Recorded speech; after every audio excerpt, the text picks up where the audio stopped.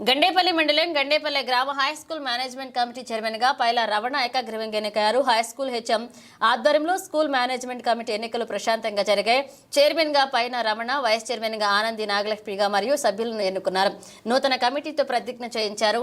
అనంతరం నూతన కమిటీ మొదటి సమావేశం జరిగింది. ఈ సందర్భంగా నూతన కమిటీని పాఠశాల ప్రధానోపాధ్యాయులు వెంకటేశ్వరరావు, కూటమి నాయకులు, గ్రామ పార్టీ అధ్యక్షులు ఎలిమట్టి కాశీ, తెలుగు యువత నాయకుడు సుంకవల్ల రమేష్, బొల్లంరెడ్డి రామకృష్ణ, పైల వెంకన్న, కన్నబాబు, వెంపాటి సతీష్లు పుష్పగుచ్చాలిచ్చి అభినందించారు.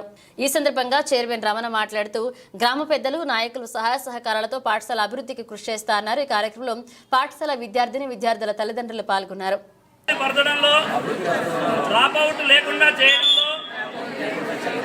ప్రభుత్వం సూచించిన వివిధ పాఠశాల కార్యక్రమాలను అమలుపరచడంలో నా వంతుగా కృషి చేస్తానని మా పాఠశాల ఆవాస ప్రాంతంలో పిల్లలందరినీ ప్రభుత్వ పాఠశాలలో చేర్చడానికి శాయశక్తుల కృషి చేస్తానని ఆత్మసాక్షిగా ప్రమాణం చేస్తున్నాను.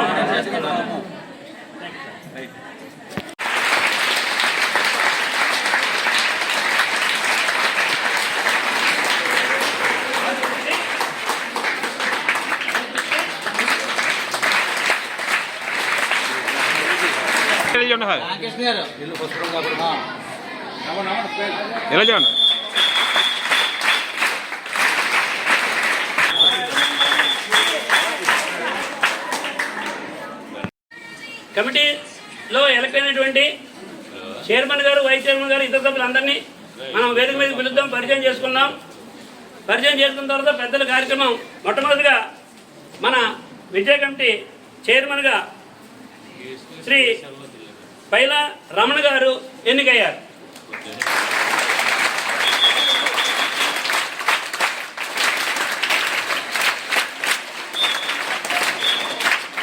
ఎయిత్ క్లాస్ స్టూడెంట్ దేవి ప్రసన్న యొక్క తండ్రి అయిన దేవి ప్రసన్న ఎక్కడుందమ్మా? సైడ్ నుంచోండి.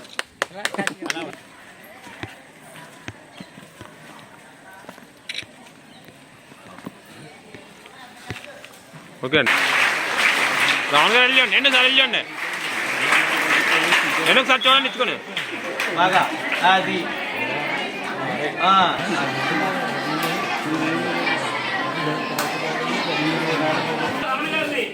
ఆహ్వానిస్తున్నాం.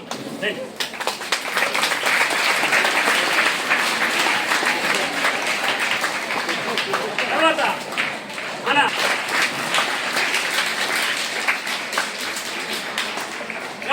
ఊరి యొక్క ప్రత్యేకత ఏంటంటే 15 మంది సభ్యుల్ని కూడా ఏకగ్రీవంగా ఎన్నుకోవడం జరిగింది. ఆ సందర్భంగా ఇవాళ మనం పెద్దల సమక్షంలో మీటింగ్ ఏర్పాటు చేసుకున్నాం కనుక ఈ సమావేశానికి విచ్చేసినటువంటి గ్రామ పెద్దలందరికీ నమస్కారాలు తెలియజేస్తూ అందరికీ కూడా ఒకేసారి వేదికపైకి స్వాగతం చెబుతూ నమస్కారాలు తెలియజేస్తున్నాం.